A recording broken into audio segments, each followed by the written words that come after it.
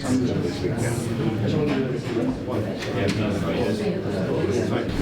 to have you here for our CMD day, themed around discipleship. Small steps with big difference. Trying to bring our year of discipleship to life. And very pleased to welcome here today Nick Shepherd, who's travelled a long way to be here today, and a long way to go later to get home to Southwark Diocese, where he lives. And Nick is a reader in the Church of England, spent quite a bit of time in theological education, a lot of time and input into youth work, but also for many years has been coordinating the Church of England's discipleship programmes, really. It's funny, isn't it, how we're thinking about a term today, discipleship, being disciples, making disciples, all sorts of phrases, and we'll dig into how we understand that word, what that might mean for us, and the shape of the day today is to help us reflect together on your year of discipleship and how you can bring that to life in your local mission areas. But it is an interesting dimension, isn't it, when we start thinking about something like discipleship.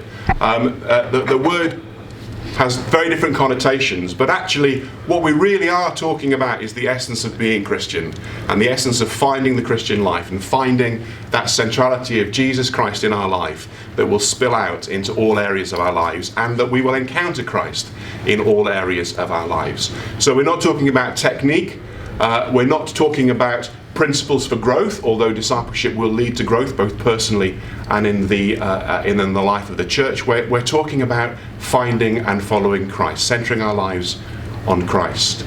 And as we walk through today, we're going to look at this from some different perspectives, get some different kind of takes on it, and think through practically what it might mean for us in our context.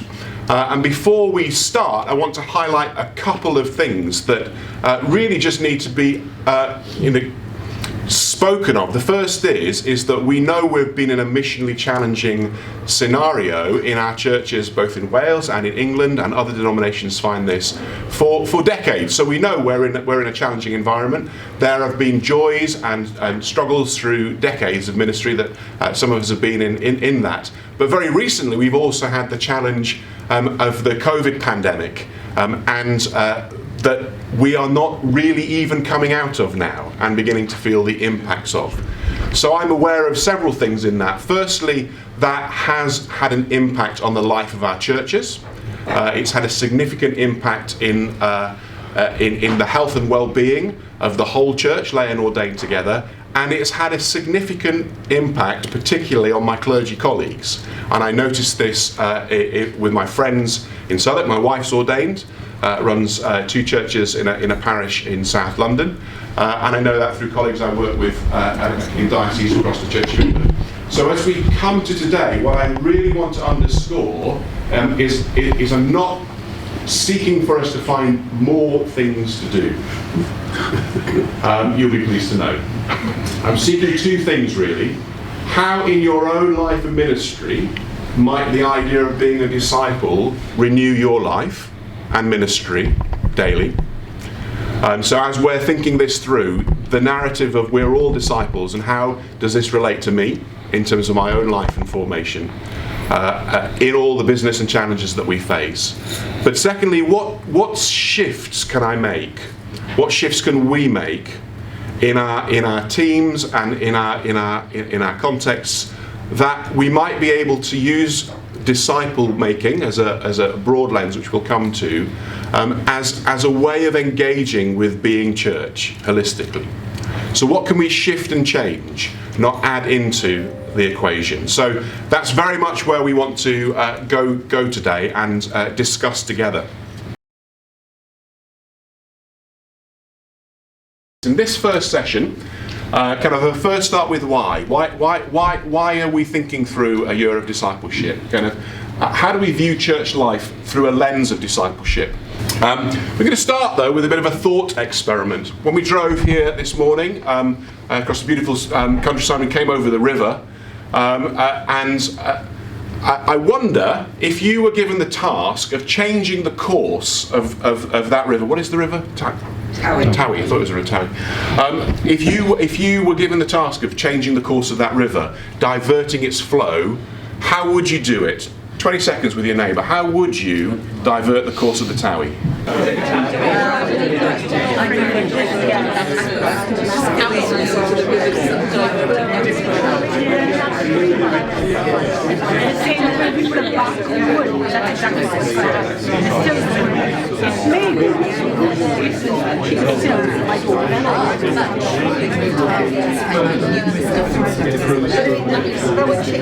Right, any thoughts then? It's just a kind of thought experiment, quick exercise. Any thoughts then?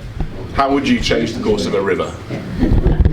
Dam it? Yes. You build a new route first or dig a new route? Dig a new route first and channel it off. Yeah. All really good suggestions.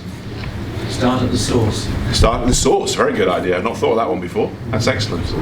Yeah. Look where its strengths and weaknesses are and either strengthen or weaken them. Yeah. Yeah. Brilliant. How many of you decided that you would release wolves into the Welsh countryside? What?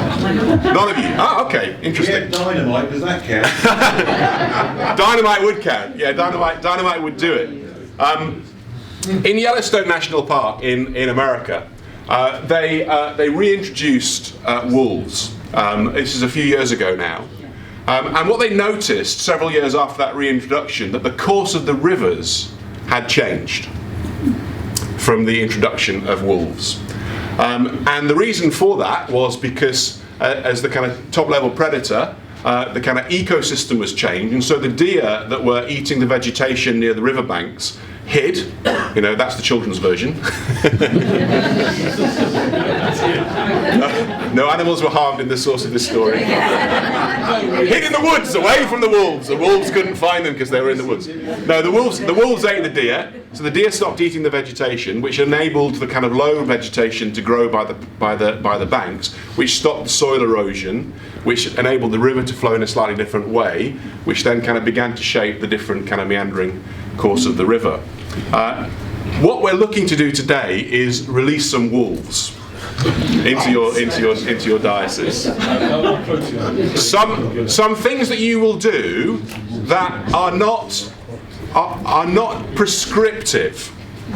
They are hopes. You know, they will cause effects. They will make changes.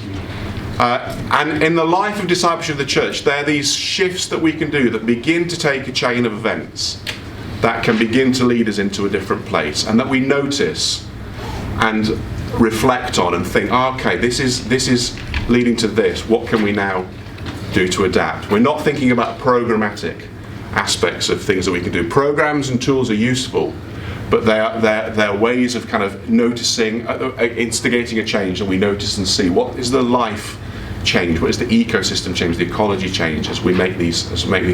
And as spiritual leaders in your communities, kind of noticing, we're seeing this change. How can we nurture that? How can we move that forward? Rather than thinking problem solution. It's kind of movement and change, reflecting on what God might be doing. Movement and change, reflecting on what God might be doing. The story in the Church of England. In 1963 there was a book called God's Frozen People, which lamented the problem of discipleship in the Church of England, or actually as they called it, the problem of the laity, which I can get away with saying. But our story in the Church of England is every 20 years or so, from 1947, we've produced a report that has said we need to do something about the laity in the Church of England. Some of that has come from lay members of synod or other movements of wanting change. And over the course of decades, we've tried different things. We've thought about how we might change our models of ministry, introducing chaplaincy models, industrial chaplaincy models. We've thought about adult Christian education in the 1980s. We've thought about different forms of collaborative ministry in the 90s. We looked at the whole framework of mission-shaped church planting, fresh expression. We've done lots and lots of things, but we keep circling back every 20 years to this problem for us.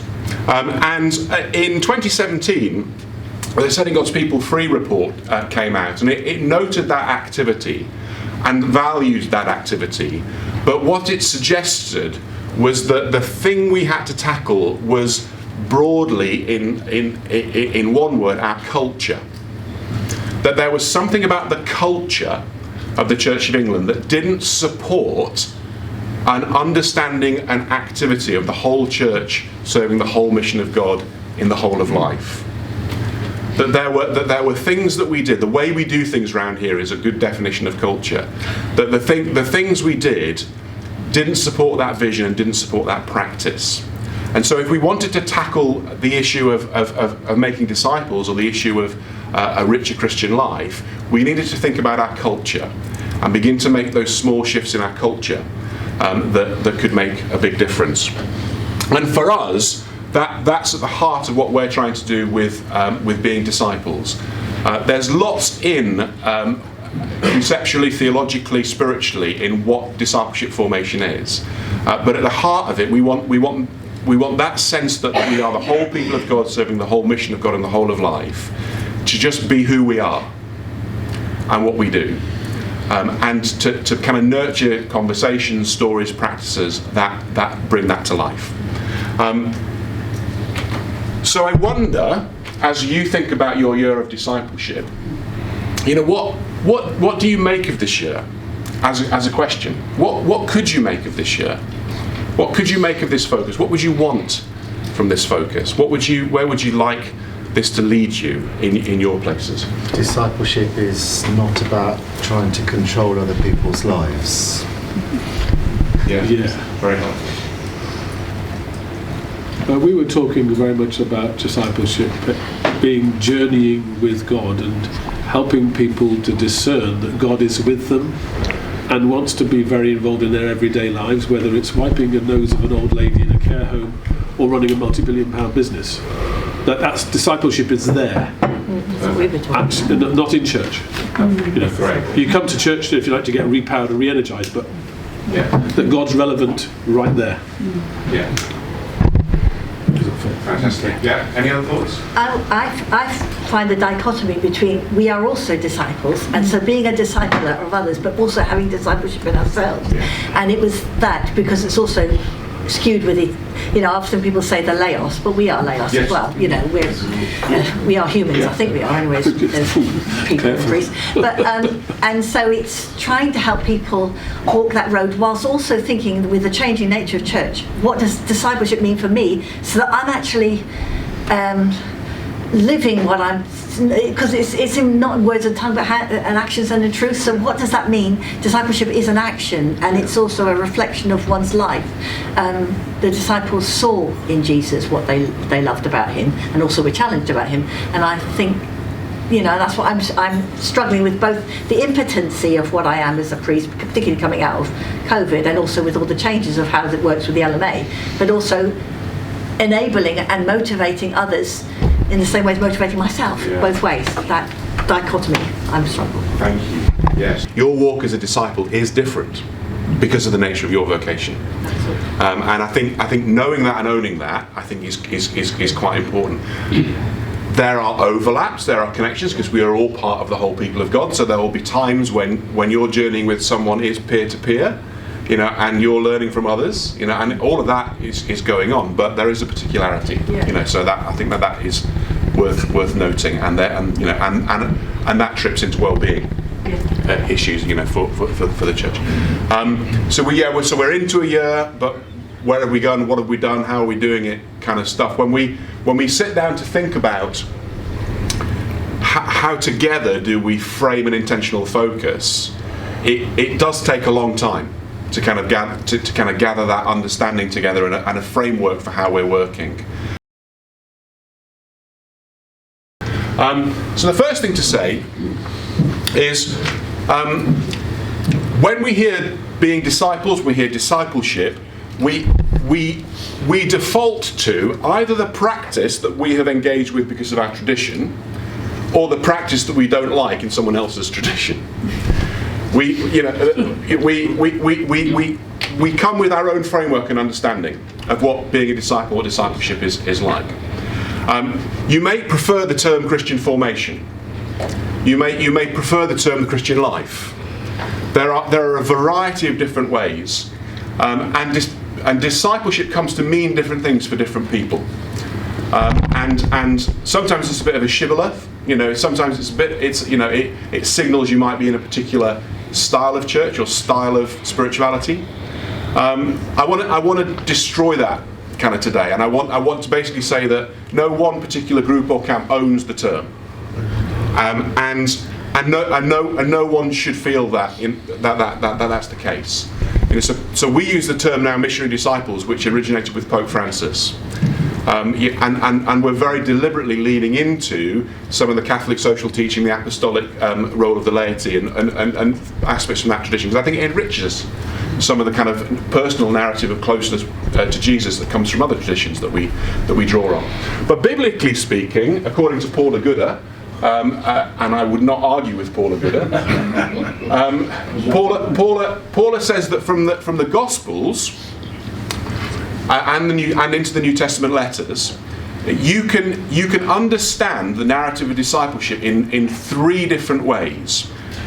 We tend to think of discipleship or disciple making as this first one, rabbinic following, because that is very, very clearly the tradition in which Jesus taught and the tradition in which Jesus instructed his disciples.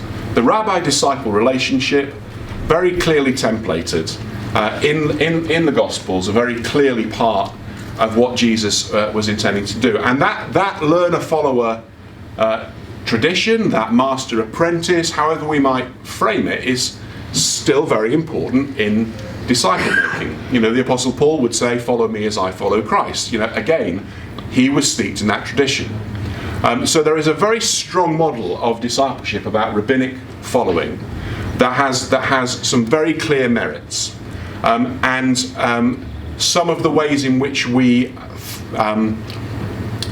establish patterns of disciple making in our churches work with that, whether it's a mentor-mentee relationship, whether it's small groups, whether it's apprenticing. You could argue that models of curacy are effectively kind of it's professional development, but could also be patterning that type of life. And it's very clear and very strong, but it's not the only metaphor or way of understanding being disciples, being followers of Jesus, that we see in the Gospels and the New Testament. So the second one Paula suggests is all around family likeness, and that sense of being part of God's family, being heirs, all of this language, being adopted. That sense of being outsiders then being insiders. There's a sense in which that notion of family, as in the extended family, rather than our kind of some of our concepts of nuclear family, and family likeness. That if you met a member of this family, that you'd recognise, that's a shepherd. I kind of noticed that. You'll see it.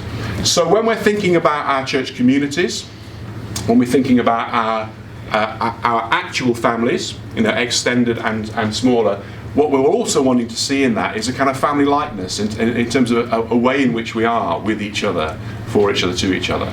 But it's a different model, and it's slightly less formal than the kind of the rabbinic following, and feels maybe slightly less harsh. It's a different way of being, but it's also probably likely more chaotic, more argumentative. And I sometimes think when you look at the disciples, you see in terms of Jesus' disciples in Scripture, when they're squabbling and arguing, we often think that's points in the story where they're not acting like disciples. But in this framing, that's points in the story where they very much are acting like disciples in terms of family likeness. They're falling out. They're kind of having disagreements, and as in the churches in the letters we read. So, but all of us are trying to somehow, in God's grace, represent that image of God and that kind of family likeness of being humanity as God wants us to be. And then the third dimension is around being kingdom citizens. So our closeness to Jesus, our following of Jesus, is actually seen in the way in which we live our life publicly as citizens of the kingdom. The way in which those kingdom narratives and the way in which our faith leads us to particular types of action in public are clearly marked. And so Jesus in the Gospels kind of inaugurates the kingdom, but in the New Testament, the language of discipleship or disciples kind of disappears, it evaporates. But Paul largely talks about being kingdom citizens or citizens of heaven.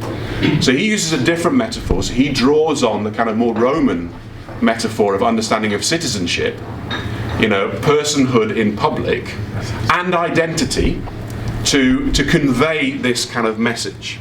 So what this suggests is that we have different access points for engaging with what being a follower of Jesus means biblically, to kind of play with and to move with. Similarly, there's a lot of work being done on the kind of processes of discipleship. What's happening within Christian formation in terms of identity, spirituality, transformation? What's happening in terms of learning? The way in which we engage with scripture and understanding, the way in which we engage with theological reflection, the way in which we understand God's presence and activity in our life. So there's a whole strand of work around discipleship which talks about discipleship as what you can call transformational learning or transformative learning. So this is Sylvie Collins' definition of discipleship. That discipleship is a purposeful activity. You enter into it voluntarily.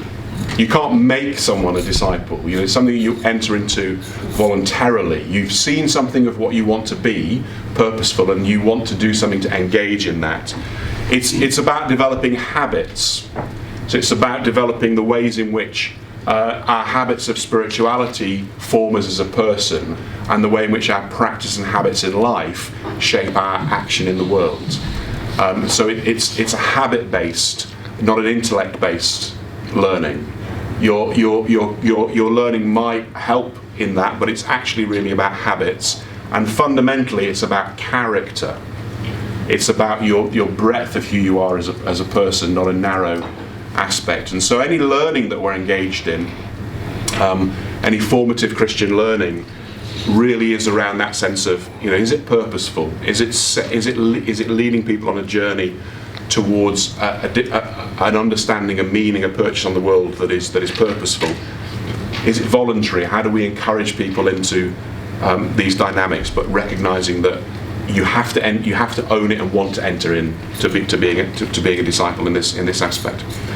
Another aspect of the kind of learning models of discipleship is there is this very clear reflective element. It's about helping people to reflect on the presence of God in our midst and in our lives. The transformative learning aspects give a sense of how we might be changed as a person and gain a sense of movement. The reflective aspects of understanding discipleship tap into our spirituality patterns, the way in which we do teaching, the way in which we encourage people to think about God's presence. And those are often communal, so that we're engaged in communal learning. They're often informal. So back to those models of learning, it's actually about your conversations over coffee as much as what you might be sitting in a small group. They're often highly experiential. So this is why service projects have a massive impact on discipleship, because you're engaged in something experiential. And you begin to understand and sense God's activity with you in a different way. And it's highly personal, as you found in your conversations at the start. Sometimes that's quite a hard thing to move into in terms of conversation. And then the third dimension is that you can understand discipleship as being effective in terms of emotions. When we're dealing with our growth as Christians, our sense of Christian formation, there's that kind of transformative nature of our character, of our habits, of our kind of ethics. There's the reflective capacities of how we engage with God and understand God's presence in our life. And then there are the effective dimensions of desire. James K. Smith talks about this, some American Calvinist tradition theologian, that what we desire shapes our discipleship. We sang that in the opening hymn, didn't we? It's about our imagination. How do we see the world? How do we understand our place in the world? What type of world do we want to live in? It's about search for meaning, our sense of purpose, identity, and it's very much shaped by practice, by the communities that we're a part of. So when you take that big view, of disciple making, you can go two ways in this. You can either be overwhelmed by thinking, how on earth are we going to do that with where I am? That's one way. But the other way is actually to take a look back and say, you are probably doing a lot of that where you are. You're just not calling it making disciples, or we're not seeing the life of the church through some of those frames and lenses. Where we got to in terms of setting God's people free was that whole enterprise of how we are being church and how is our doing of church affecting our being of church rests on these two shifts for us in our culture. The first shift is in all that we do. How are we seeing the lens of equipping the whole people of God to follow Jesus confidently in every sphere of life? How do we use that as a kind of guiding principle for thinking about the life of our local ministry areas, mission areas, the way in which we are shaping our teaching, the way in which our communications from the diocese are presented, all of those kind of aspects of our life together. And the second is how are we continually affirming the complementary gifting and vocation, mutual accountability and discipleship, and equal partnership and mission of lay and ordained followers. It's a really snappy Anglican phrase that did not go through a committee to get that number of commas in, I can assure you. Basically, how are we affirming mutuality?